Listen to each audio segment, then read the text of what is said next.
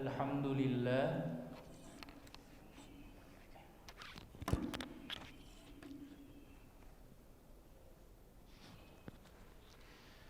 uhayyikum bitahiyatil Islam, tahiyatan min indillah mubarakatan thayyibah, tahiyata ahlil jannah wa tahiyatuha assalam.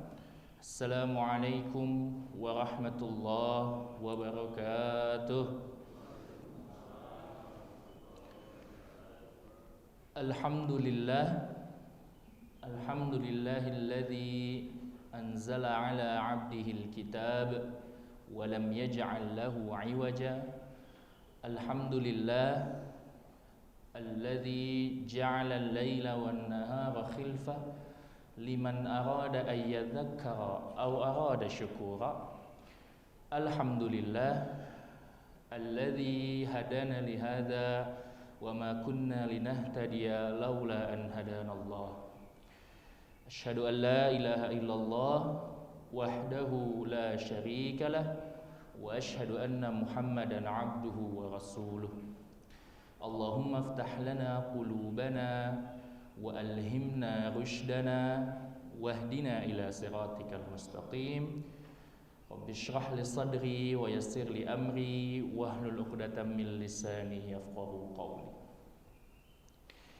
Asbahna wa asbahal mulku lillah walhamdulillahi la syarika lah, la ilaha illa huwa wa ilaihin nusyur.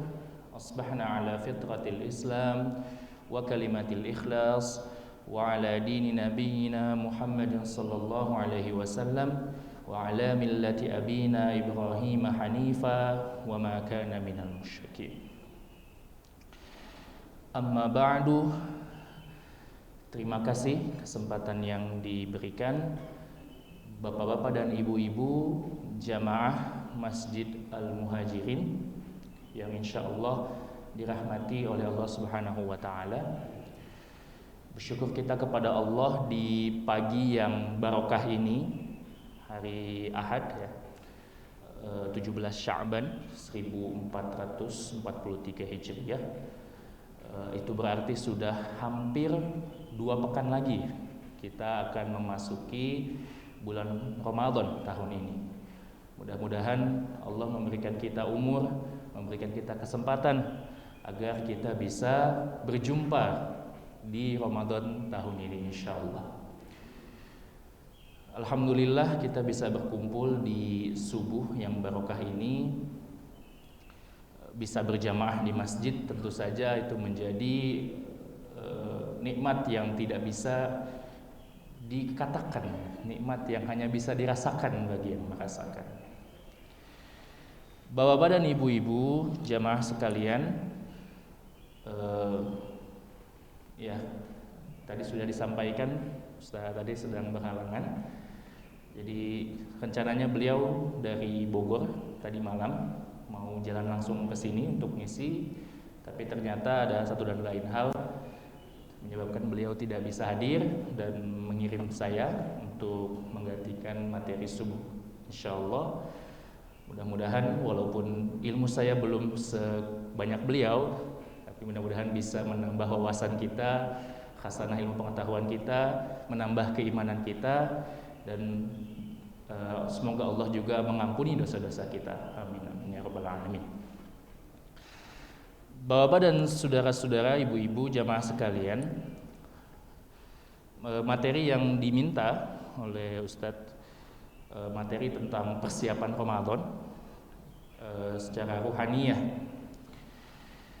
Maka dari itu saya ingin membahas satu risalah, satu karya yang ditulis oleh ulama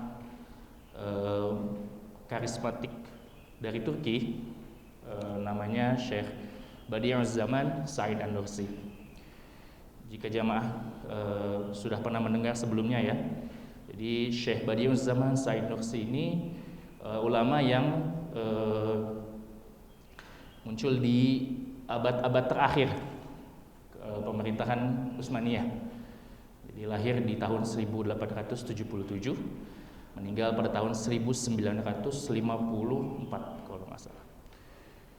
Jadi beliau itu ulama yang umurnya paling dekat ya dari masa kita, dan beliau muncul di fase di mana Kesultanan Utsmaniyah atau Khilafah Utsmaniyah sedang di fase lemah-lemahnya, sudah mau bubar waktu itu. Lalu muncul Republik Turki yang dicanangkan oleh Mustafa Kemal Atatürk dengan ide sekularismenya, dan beliau ini termasuk ulama yang paling depan menghadang atau menentang pemikiran sekularisme dari Mustafa Kemal Atatürk. Bahkan beliau juga sudah beberapa kali diasingkan di beberapa kota, dan ternyata ketika diasingkan tersebut beliau menuliskan surat-surat yang dimana surat-surat itu dikumpulkan oleh murid-muridnya dan menjadi satu kitab disebut Risalah Nur. Nah, Risalah Nur ini banyak menuliskan materi tentang Quran, tafsir, dan lain sebagainya. Bahkan kalau kita lihat lebih jauh lagi, beliau itu sampai meninggal itu makamnya tidak ditemukan. Karena ketika meninggal di Urfa, di sebelah Masjid Khalilur Rahman atau masjid tempat Nabi Ibrahim dilahirkan, makamnya itu dibongkar oleh pendukung Presiden Mustafa Kemal Atatürk dan dihilangkan jasadnya. Sampai saat ini tidak tahu di mana makamnya beliau. Begitu. Kalau kita lihat lebih ke belakang lagi secara kronologis ya, beliau ini hidup di masa ketika Khilafah Utsmaniyah itu sedang di fase-fase reformasi sampai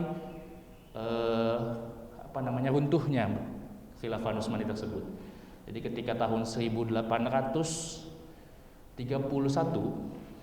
di situ Sultan Abdul Majid I mengeluarkan dekret atau mengeluarkan keputusan sultan yang dimana berisi tentang tanzimah. Tanzimah itu apa? Dalam bahasa Arab tanzimah itu artinya reformasi. Jadi dari sisi pemerintahan, militer, ekonomi di Khilafah Utsmaniyah waktu itu dirubah menjadi dari yang Islami menjadi lebih mirip ke Eropa. Itu tahun 1831. Contoh, di tahun 1831 itu dulu sekolah-sekolah di zaman Kesultanan Utsmaniyah itu hanya satu, namanya madrasah. Medrese kalau bahasa Turkinya. Lalu setelah tanzimah dibuatlah dualisme sekolah. Ada sekolah medrese, sekolah agama, dan mekteb, sekolah umum. Nah, itu sudah dimulai tahun 1831 oleh Sultan Abdul Majid I. Selanjutnya tadinya hanya satu pengadilan tinggi kesultanan. Setelah tanzimah menjadi dua. Ada pengadilan umum, ada pengadilan agama. Jadi sebenarnya jamaah yang dirahmati Allah, sekularisme di Turki sudah mulai muncul pada tahun 1800 tadi. Ketika tanzimah itu dimulai dan sudah ada cikal bakal pemisahan antara negara dengan agama. Lalu puncaknya ketika pada tahun 1908 ketika Sultan terakhir Utsmani, Sultan Abdul Hamid II dikudeta, lalu didirikanlah namanya Meşrutiyet II atau konstitusi yang mendirikan parlemen pertama di Turki. Dan di sana ketika sudah dikudetanya Sultan Abdul Hamid II, lalu muncul konstitusi, muncul juga gerakan-gerakan yang menentang kesultanan, sampai akhirnya 1914 pecah Perang Dunia Pertama. Oke.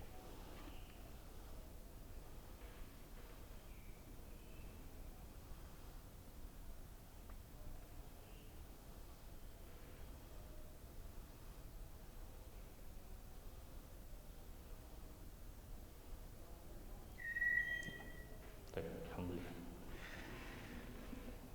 Ya, tadi sampai mana? Oh ya, jadi sampai pecah Perang Dunia Pertama, pertempuran di Eropa, dan Turki terpaksa, dalam tanda kutip, terpaksa masuk ikut perang karena dijebak dan lain sebagainya, sampai akhirnya kalah 1918. Lalu kesultanan dipaksa mendatangani perjanjian, namanya perjanjian Mondros, yang dimana wilayah-wilayah Utsmani itu lepas semua, dari Hijaz, dari Mesir dan lain sebagainya, dan hanya tersisa Istanbul dan sedikit wilayahnya.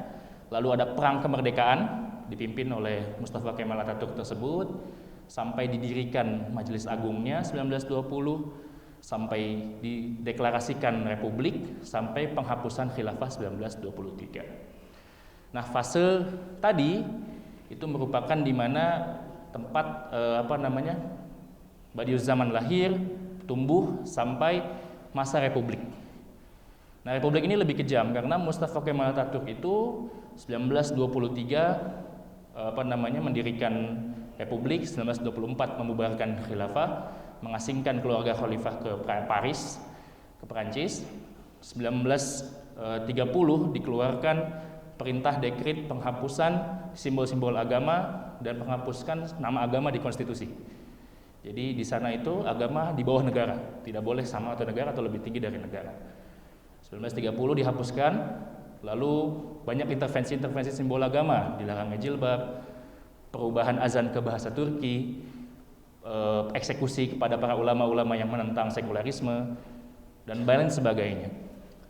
Nah, Syekh Badiuzzamán Said An-Nursi ini termasuk ulama yang menentang kebijakan beliau, dan beliau disebut juga sebagai orang yang terdepan dalam menentang kebijakan-kebijakan tersebut. Said An-Nursi juga ini termasuk ulama yang pendekatannya, karena beliau menghadapi masyarakat yang waktu itu sedang di masa istilah kita hilangnya trust kepada agama. Jadi muncul ateisme karena Mustafa Kemal ya, muncul pemikiran-pemikiran barat yang merasa barat itu lebih beradab dibanding orang Islam waktu itu. Akhirnya beliau menuliskan Risalah Nur atau tafsir Quran, yang dimana menggunakan pendekatan yang lebih analogis, bukan tekstual. Jadi menggunakan pendekatan-pendekatan yang bisa dipahami oleh orang-orang yang merasa orang barat itu lebih baik dari orang Islam. Makanya kalau kita lihat Risalah Nur secara luas, banyak tulisan-tulisan beliau itu membantah atau mentauhidkan Allah dengan cara-cara yang bisa diterima oleh masyarakat waktu itu. Nah, yang akan kita bahas pada hari ini adalah salah satu risalah yang ditulis oleh beliau, disebut Ramazan Risalesi atau Risalah Ramadan. Yang di sini beliau ingin menguraikan atau menjelaskan tentang hikmah atau nilai-nilai yang bisa disampaikan dari bulan Ramadan tersebut. Insya Allah saya akan bacakan dari awal. Ini kita akan bahas bersama-sama insya Allah. Ini sudah diterjemahkan ke bahasa Indonesia. Ada saya bahasa Turki, cuma kayaknya pakai bahasa Indonesia saja ya, biar lebih dipahami. Baik. Risalah Ramadan. Uraian singkat mengenai syiar-syiar Islam telah dibahas pada penutup bagian pertama. Karena itu pada bagian kedua ini akan dijelaskan sejumlah hikmah yang terkait dengan puasa di bulan Ramadan yang penuh berkah, di mana ia merupakan syiar yang paling cemerlang dan mulia. Bahasan ini berisi uraian tentang 9 nuqtah atau 9 poin yang menerangkan 9 dari sekian banyak hikmah puasa Ramadan. Bismillahirrahmanirrahim. Syahrul Ramadan alladzi unzila fihi al-Qur'an hudal linnas wa bayyinatin minal huda wal furqan. Puasa bulan Ramadan termasuk rukun utama di antara rukun Islam yang 5. Ia juga termasuk syiar Islam yang paling agung. Di samping ditujukan untuk menampakkan rububiyah Allah Subhanahu wa taala, sebagian besar hikmah puasa Ramadan ditujukan untuk kehidupan sosial dan pribadi manusia, untuk pembinaan dan penyucian jiwa, serta ditujukan untuk mensyukuri berbagai nikmat ilahi. Jadi beliau ingin menyampaikan tentang hikmah Ramadan, membagi menjadi 9 poin utama. Yang 9 ini akan kita urai sama-sama tentang hikmah-hikmah Ramadan dari sisi rububiyahnya, dari sisi sosialnya, dari sisi penyucian jiwanya, dan lain sebagainya. Nuktah pertama atau poin pertama. Salah satu dari sekian banyak hikmah yang memperlihatkan rububiyah Allah lewat puasa adalah sebagai berikut. Allah Subhanahu wa taala telah menciptakan muka bumi sebagai hidangan yang penuh dengan nikmat tak terhingga. Dia menyiapkannya dengan sangat menakjubkan, di mana sama sekali tidak pernah diperkirakan oleh manusia. Dengan kondisi tersebut, Allah menjelaskan kesempurnaan rububiyahnya serta sifat kasih dan sayangnya. Hanya saja karena tertutup oleh hijab, kelalaian dan tirai sebab, manusia tidak bisa melihat hakikat yang sangat jelas tersebut dengan sebenarnya, atau kadangkala melupakannya. Di sini beliau menekankan poin rububiyah Allah atau kekuasaan Allah. Ketika Allah sudah menciptakan langit dan bumi dan isinya dengan segala keajaiban dan menakjubkannya, kita para manusia masih suka buta, tidak bisa melihat kebesaran Allah tersebut. Beliau melanjutkan, namun pada bulan Ramadan yang penuh berkah, kaum beriman seketika menjadi seperti pasukan besar yang teratur. Mereka mengenakan selendang ubudiyah kepada Allah dan berada dalam posisi siap berbuka guna menyambut undangan ilahi. Silahkan menuju jamuannya yang mulia. Dengan kondisi tersebut, rahmat Tuhan yang mulia dan komprehensif itu mereka sambut dengan ubudiyah yang luas, rapi dan agung. Apakah menurutmu mereka yang tidak ikut serta dalam ubudiyah mulia itu layak disebut sebagai manusia? Jadi beliau menjelaskan bahwa dengan puasa Ramadan, ketika kita sedang bersiap melaksanakan iftar atau buka puasa, disitulah kita bisa melihat kekuasaan Allah dengan bisa menikmati hidangan berbuka puasa. Jadi beliau menggunakan analogi, kalau kita emang nggak bisa melihat nikmat Allah secara mata, dengan puasa kita bisa melihat kekuasaan Allah dengan berbuka. Itu poinnya. Jadi dengan berbuka puasa kita melihat nikmat Allah di depan mata kita, dan kita baru menyadari, oh ini loh kekuasaan Allah. Begitu. Itu yang ingin beliau sampaikan. Itulah poin pertama dari Risalah Ramadan. Poin kedua, hikmah yang bisa diberikan dalam puasa Ramadan itu adalah makhluk Allah, kita manusia terutama, bisa mensyukuri nikmat-nikmatnya. Jadi beliau memberikan analogi seperti ini. Manusia mensyukuri nikmat Allah itu seperti di satu kerajaan, beliau biasa menggunakan analogi cerita untuk menjelaskannya ya. Di satu kerajaan ada seorang pelayan yang diperintahkan oleh raja yang maha kuasa untuk memberikan makanan atau harta atau nikmat-nikmat lain yang ada di kerajaan tersebut yang nilainya sangat besar dan mewah. Ya. Lalu sang raja memerintahkan pelayan itu untuk memberikannya kepada seluruh rakyat. Diberikan tuh satu-satu semuanya. Harta kerajaan tersebut, makanan, yang lain sebagainya, nilainya sangat tinggi. Nah, manusia atau rakyat di cerita ini terbagi menjadi dua. Ada orang yang berterima kasih kepada si pelayan, ada yang berterima kasih kepada raja. Nah, itulah pandangan beliau tentang manusia yang lupa. Ketika kita diberikan nikmat oleh Allah Subhanahu wa taala, apakah kita bersyukur kepada perantaranya atau kepada raja, yaitu Allah yang maha kuasa. Nah, itulah analogi beliau tentang bagaimana sikap syukur yang sebenarnya. Ketika kita diberikan nikmat oleh Allah melalui perantara yang beliau berikan lewat manusia dan lain sebagainya, manusia suka lupa, hanya berterima kasih kepada perantaranya saja, tapi lupa untuk bersyukur langsung, berterima kasih langsung kepada Allah Subhanahu wa ta'ala. Karena itu, puasa di bulan Ramadan merupakan kunci syukur yang hakiki, tulus dan agung serta bersifat menyeluruh. Sebab sebagian besar manusia tidak mengetahui nilai nikmat yang demikian banyak lantaran tidak merasakan pedihnya rasa lapar. Misalnya orang yang kenyang, terutama kalangan yang kaya, tidak dapat mengetahui nilai nikmat yang terdapat pada sekerat roti kering. Beliau pakai istilah roti ya, karena maknanya di sana roti. Namun orang mukmin di saat berbuka dapat merasakannya sebagai nikmat ilahi yang sangat berharga. Indra pengecapnya menjadi saksi atas hal itu. Oleh sebab itu mereka yang berpuasa di bulan Ramadan, mulai dari pemimpin sampai dari kalangan si miskin, memperoleh syukur maknawi dengan menyadari nilai nikmat tersebut. Jadi beliau menjelaskan bahwa dengan berpuasa Ramadan, kita juga bisa mengetahui gimana caranya bersyukur kepada Allah Subhanahu wa Ta'ala.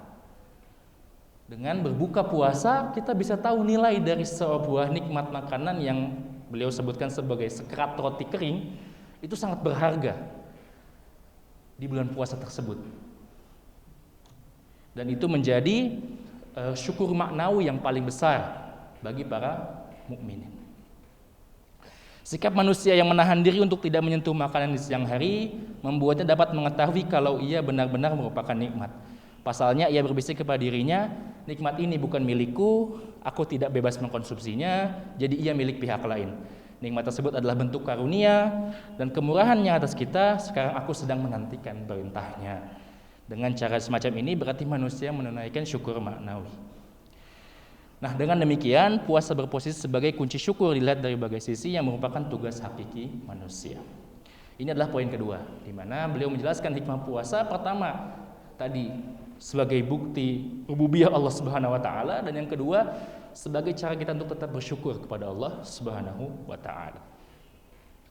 Di poin ketiga, salah satu hikmah puasa di antara sekian banyak hikmahnya yang terjadi pada kehidupan sosial manusia adalah sebagai berikut.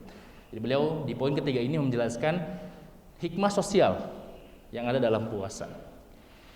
Manusia diciptakan dalam kondisi kehidupan yang berbeda-beda. Karena itu Allah menyeru kalangan kaya untuk memberi bantuan kepada mereka yang miskin. Nah, tentu kalangan kaya tidak dapat merasakan kondisi miskin yang menumbuhkan rasa kasihan, juga tidak dapat merasakan derita lapar yang mereka alami secara sempurna kecuali lewat rasa lapar yang dilahirkan oleh puasa. Betul, ketika kita menjadi berpuasa, kita dapat merasakan gimana nggak enaknya jadi orang yang lapar, gimana nggak enaknya menjadi orang yang haus.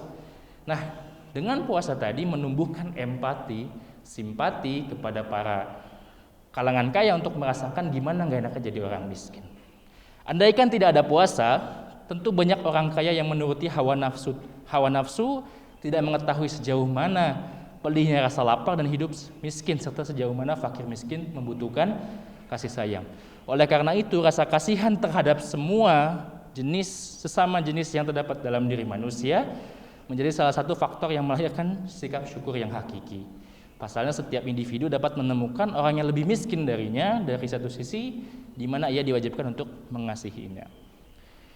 Ini adalah poin yang ketiga, di mana hikmah puasa juga bisa menumbuhkan rasa sosial kita, bisa menumbuhkan rasa kesolehan sosial kita, empati, simpati, baik kepada si miskin, baik kepada si yatim, yang dimana bisa kita dapatkan dari yang namanya berpuasa.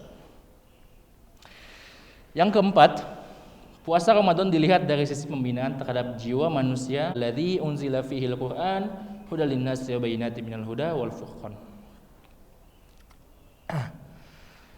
Bukankah menjauhkan diri dari masjid suci tersebut karena sibuk mencari makan dan minum guna menuruti hawa nafsu amarah merupakan sikap yang sangat jelek dan buruk? Bukankah ia akan dibenci oleh jemaah masjid di atas?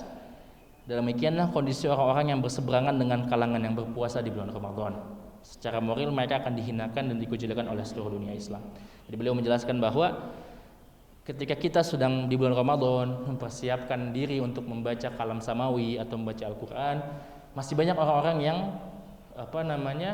menaati hawa nafsunya untuk mencari makan dan minum, yang membuat para orang-orang yang mempersiapkan diri ini lebih siap lagi gitu, untuk menghadapi orang-orang yang tidak ingin atau tidak mau mempersiapkan jiwanya menghadapi bulan Ramadan. Itu poin yang keenam tentang Al-Quran. Dan poin yang ketujuh, beliau menjelaskan bahwa ini Ramadan memiliki hikmah yang dimana bagi manusia-manusia yang menginginkan keuntungan atau istilahnya investasi kalau di sini ya, bercocok tanam dan berbisnis untuk akhirat maksudnya. Puasa Ramadan memiliki sejumlah hikmah, namun kami hanya akan menyebutkan salah satu darinya, yaitu sebagai berikut. Jadi, seperti jamaah tahu bahwa pahala amal di bulan Ramadan dilipat gandakan, ya kan? Amal sunnah dinilai fardu, amal fardu kali lipat kan 70 kali lipat. Setiap huruf Al-Quran memiliki 10 pahala, dihitung sebagai 10 kebaikan, dan mendatangkan 10 buah surga sebagaimana disebutkan dalam hadis Nabi Rasulullah SAW. Pada bulan Ramadan, setiap huruf menghasilkan 1000 pahala, bukan lagi 10. Setiap huruf dari ayat tersebut seperti ayat kursi mendatangkan ribuan pahala. Pahala tersebut semakin bertambah pula, ya kan, pada hari-hari Jumat di bulan Ramadan, serta ia bisa mencapai 30.000 pahala pada malam Lailatul Qadar. Ya, Al-Quran Hakim yang setiap hurufnya memberikan 30.000 buah abadi menjadi pohon yang bersinar seperti pohon tuba surga, di mana kaum beriman di bulan Ramadan meraih buah kekal abadi sesama bisnis yang suci, kekal dan menguntungkan tersebut. Lalu bayangkan mereka yang tidak mengetahui nilai-nilai huruf suci tersebut, sungguhlah rugi.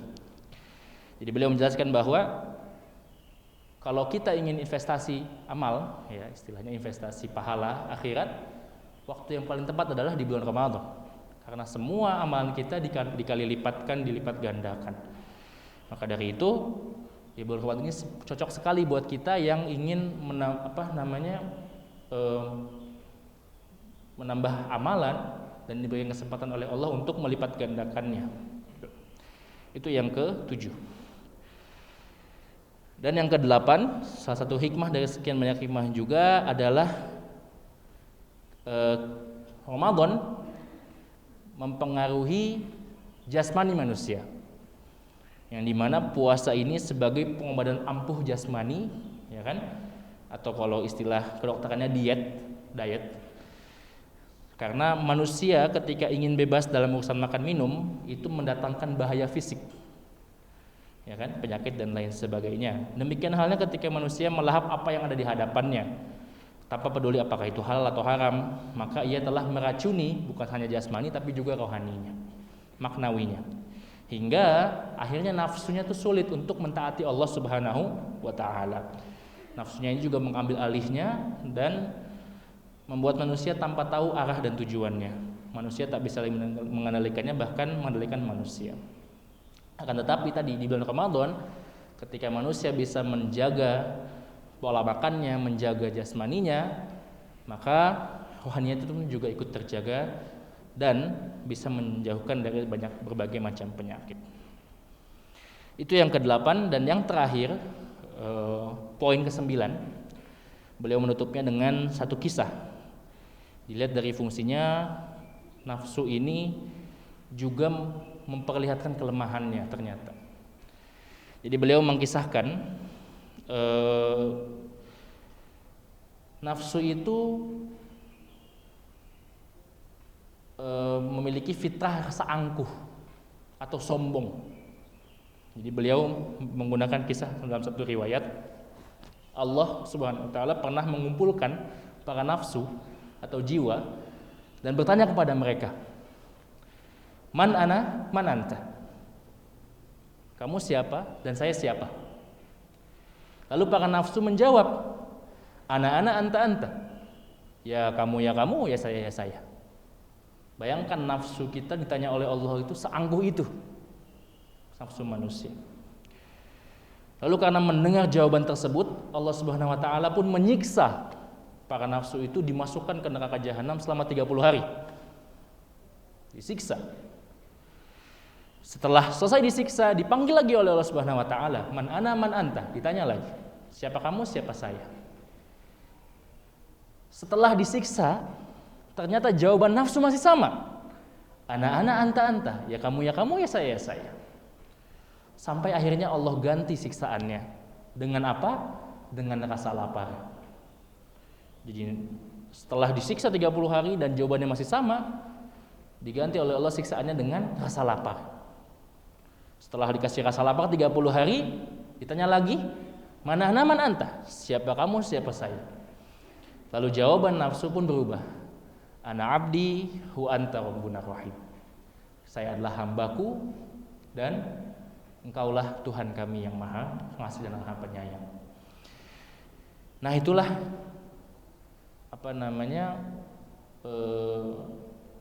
keangkuhan manusia ternyata hanya bisa dikalahkan dengan rasa lapar.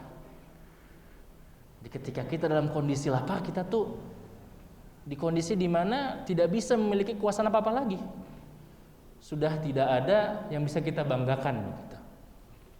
Nah, di kisah ke-9 tadi adalah di mana kelemahan manusia itulah, kelemahan nafsu itu adalah rasa lapar tersebut. Maka Allah memberikan puasa Ramadan agar kita bisa mengendalikan nafsu kita, mengendalikan keinginan kita, dan juga menambah keimanan kepada Allah Subhanahu wa taala.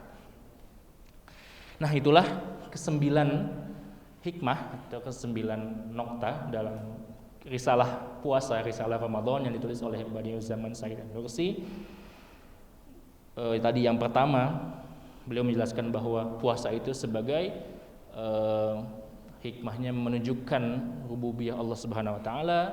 Yang kedua, meningkatkan rasa syukur kepada manusia, dan yang ketiga, meningkatkan rasa sosial juga.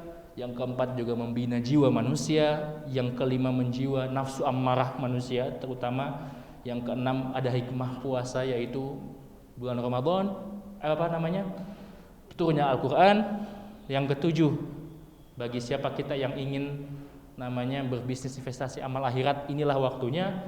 Yang kedelapan, meningkatkan kesehatan jasmani kita, nggak cuma rohani saja. Dan yang kesembilan, puasa itu tempat memperlihatkan kelemahan nafsu manusia yaitu rasa lapar. Ini saja yang bisa saya sampaikan, kurang lebihnya mohon maaf. Allahumma sholli ala sayyidina Muhammad sholatan takunu laka ridhaan wa li haqqihi ada abi adadi sawabil hurufil Quran fi syahr Ramadan wa ala alihi wa sahbihi wasallim. Cukup dari saya, jika ada kesalahan mohon maafkan. Kita tutup dengan hamdalah dan kafaratul majelis. Alhamdulillahirabbil alamin. Subhanakallahumma bihamdika asyhadu an la ilaha illa anta astaghfiruka wa atubu ilaik. Assalamualaikum warahmatullahi wabarakatuh.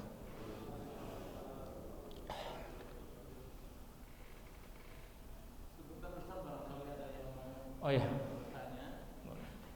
Yang pertama saya ajak dulu ya. Assalamualaikum warahmatullahi wabarakatuh. Waalaikumsalam warahmatullahi wabarakatuh. Wajahnya kan tadi nggak kelihatan. Ternyata ganteng sekali. Jadi tentang niat ini, karena merupakan rukun daripada setiap amaliyah kita, innamal a'malu binniyat. Nah, kebanyakan kan mengucapkan niat ini yang sudah menjadi kebiasaan habis tarawih ya. Nawaitu shauma ghadin. Sementara niat sendiri muqtaronan bi fi'lihi, dibarengi dengan prakteknya. Sementara untuk itu, apakah niat itu dilaksanakan untuk Ramadan ini muqtaronan bi fi'lihi atau cukup? Karena memang ada hadis juga malam yubayyiti siyam qabla al-fajri fala siyama. Mana yang paling utama itu? Di awal atau saat habis sahur gitu. Karena ada muqtaranun bihi. Apakah muqtaranun bihi juga hadis atau hanya perkataan para ulama? Wallahu a'lam. Saya mohon silakan disampaikan. Ada lagi atau langsung satu jawab dulu aja ya? Baik. Ini jawaban sependek pengetahuan saya Pak ya. Artinya mungkin lebih jelasnya nanti kalau saya bisa jawab. Tapi intinya adalah hadis tentang innamal a'malu binniyat. Artinya setiap amal itu dinilai dari niatnya. Artinya ketika kita melihat aman dari setiap sesuatu, misalnya sholat, puasa, hanya bisa dinilai dari niatnya. Dan yang bisa menilai niat itu bukan kita manusia, tapi Allah Subhanahu wa ta'ala. Nah, niat itu kan hakikatnya sebenarnya dalam hati ya. Artinya kita meniatkan segala sesuatu itu dari hati. Tapi beberapa ulama berpendapat bahwa untuk mempertegas niat dalam hati kita perlu dilafazkan. Jadi ketika niat sudah dicanangkan dalam hati, diyakini dengan sepenuh hati bahwa kita puasa atau sholat atau ibadah apapun hanya semata-mata karena Allah Subhanahu wa ta'ala, sudah cukup sepertinya kalau kita sudah niat dalam hati. Ya kan? Tapi beberapa pendapat bahwa seperti hadis yang disebutkan Bapak tadi ya, bahwa niat yang berniat setelah sahur itu tidak saum baginya. Ya. Beberapa ulama berpendapat, terutama di kalangan Imam Syafi'i, memperkuat bahwa niat itu harus dilafazkan. Ya. Karena apa? Karena banyak dari kita ya kadang suka lupa niat, ya kan? Ya, taunya sholat aja atau saum aja. Gitu. Nah, untuk seperti apa ya kalau bahasa kita tuh memberi garansi, ya, untuk memberi garansi kalau kita sudah niat dengan cara ditakkid, diperkuat lagi dengan cara dilafazkan. Nah, pendapat tersebut sah, boleh-boleh saja. Gitu. Dan pendapat satu lagi adalah ya cukup niat hanya di hati saja. Gitu. Jadi nggak perlu harus dilafazkan kalau kita sudah yakin betul. Nah, dua-duanya memiliki pendapat yang kuat, dua-duanya memiliki dasar yang kuat. Tinggal kita yakinnya yang mana. Gitu. Tinggal kita pilih mau yang dilafazkan setelah tarawih atau sebelum sahur, atau kita hanya niatkan dari malamnya, gitu, bahwa kita berniat bahwa insya Allah besok kita akan puasa dalam hati. Gitu, Pak. Wallahu a'lam bishawab.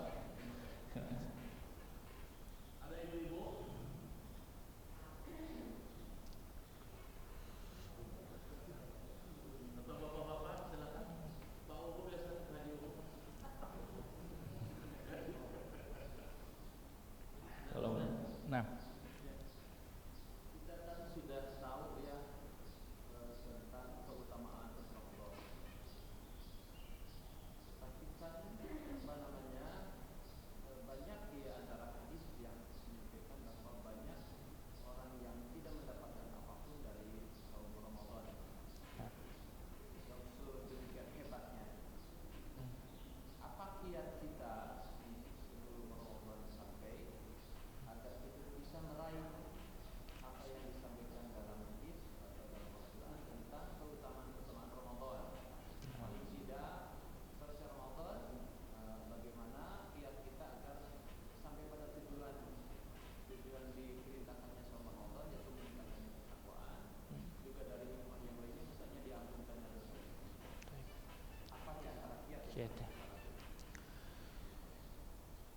kiat-kiat agar kita mendapatkan hasil yang maksimal ya di bulan Ramadan.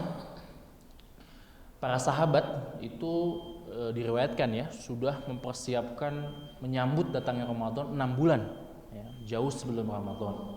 Agar apa? Agar mendapatkan hasil yang maksimal. Karena memang di hadis ya disebutkan kan, man lam yada qaula dzur aw amalu bihi falaysa lahul ajrun illa maka tidak akan ada pahala selain hanya lapar dan haus saja gitu kan. Barang siapa yang tidak meninggalkan qaula dzur, jadi apa? Dusta. Jadi apa? Qaula dzur itu perkataan yang sia-sia. Jadi enggak cuma dusta. Ada juga ya saling menggunakan kata-kata kotor atau hal-hal yang sia-sia ya kan. Wa amalu bihi atau perbuatannya, maka tidak akan dapat apa-apa selain hanya lapar dan haus belaka. Nah, maka dari itu para sahabat itu sudah mempersiapkan gitu semuanya dari sebelum bulan Ramadan. Ya kan, mempersiapkan diri, mempersiapkan mental, jasmani dengan memperbanyak saum-saum sunnah dan juga memperbanyak amalan-amalan yang dimana amalan itu menjadi pengatur jiwa kita ketika bulan Ramadan. Ketika kita membaca atau zikrullah ya, zikir kepada Allah, baik dengan baca Quran, baik dengan zikir, itu sebenarnya sudah mengurangi kemungkinan kita kehilangan di bulan Ramadan. Karena ketika kita sudah beristighfar saja, dosa-dosa kita sudah diampuni, ya kan? Gak perlu lagi ada istilah qaula dzur gitu. Jadi kalau dari kita sudah terbiasa mengucapkan hal-hal yang baik, maka kemungkinan besar tidak akan ada kalimat-kalimat yang sia-sia gitu. Dan itu sudah harus dipersiapkan dari sekarang gitu. Kita memperbanyak zikir, ya kan? Memperbanyak baca Al-Quran, memperbanyak juga amalan-amalan yang dimana bakal jadi bekal kita di bulan Ramadan. Agar tadi kita jangan sampai cuma dapat lapar dan hausnya saja, ya kan? Harus juga mengisi dengan amalan-amalan yang tadi disebutkan oleh Sayyid Nursi ya. Jadi ketika jiwa kita sudah bersih, ya kan, raga kita siap dengan rasa lapar, maka insya Allah Allah sudah memberikan kesempatan itu, tinggal kita mau ngambil atau enggak, ya kan? Dengan memperbanyak zikir, ya kan, memperbanyak mencari ilmu. Karena puasa ini kan amalan yang sebenarnya tuntunannya itu sudah ada, tinggal kita tuh mau ngapain gitu, ya kan? Jadi kalau di tuntunannya kan menahan lapar, ya kan, tidak makan tidak minum dari fajar sampai terbenam matahari, ya kan? Sisanya apa yang bisa kita dapatkan tadi, semua amalan-amalan yang sudah Allah siapkan gitu, baik dari amalan-amalan fardu, amalan-amalan sunnah, dan dikasih ganjaran yang besar juga gitu. Maka sayang lah istilahnya ya, sayang sekali kalau kita melewatkan Ramadan ini dengan sia-sia gitu. Itu jawaban dari saya. Wallahu a'lam bishawab. Ya. Waalaikumsalam warahmatullahi wabarakatuh.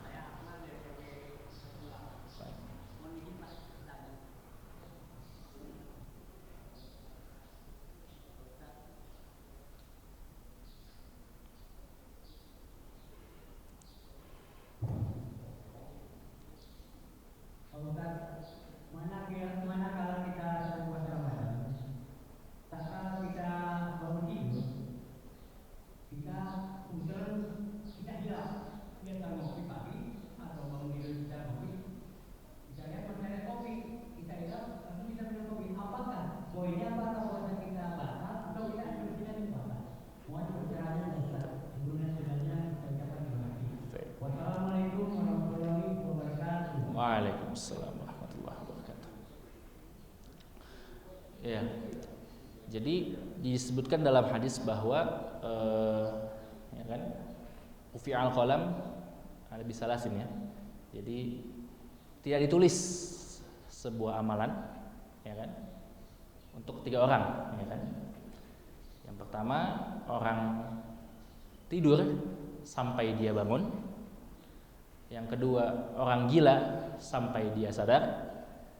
Dan yang ketiga, orang yang lupa sampai dia ingat. Nah, pertanyaannya adalah apakah ketika kita misalnya tadi ya, kasusnya misalnya udah tidur nih, habis tidur tiba-tiba bangun ngelihat kopi atau makanan atau apa gitu ya, makan. Nah, selama kita masih lupa ya gitu, ini lupa secara istilahnya tidak sadar gitu, bukan dilupa-lupain gitu. Kan ada yang pura-pura lupa gitu kan, kalau anak kecil dulu lupa gitu. Saya dulu kecil gitu mungkin ya, artinya selama memang lupa itu menjadi fitrah ya, tidak disengaja, maka diangkat, istilahnya tidak ditulis oleh Allah Subhanahu wa taala, dan tinggal melanjutkan saja puasanya tersebut gitu. Jadi misalnya kasusnya tadi baru bangun tidur ya kan, terus masih belum sadar secara penuh gitu, tiba-tiba lupa kalau lagi puasa dan minum, maka ketika dia ingat ya harus berhenti. Jadi kalau kata hadis mah itu namanya rizku minallah gitu.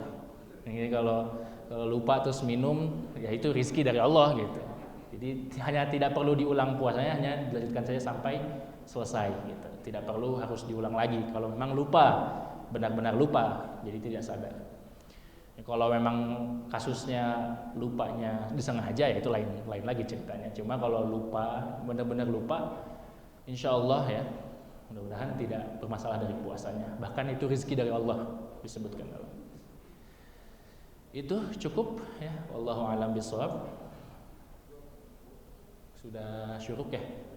Sudah syuruk. Baik, kalau gitu kita tutup dengan doa alhamdulillah dan doa kafaratul majelis. Alhamdulillahirabbil alamin. Subhanakallahumma bihamdika asyhadu an la ilaha illa anta astaghfiruka wa atubu ilaik. Hadza minni wa afu minkum. Assalamualaikum warahmatullahi wabarakatuh.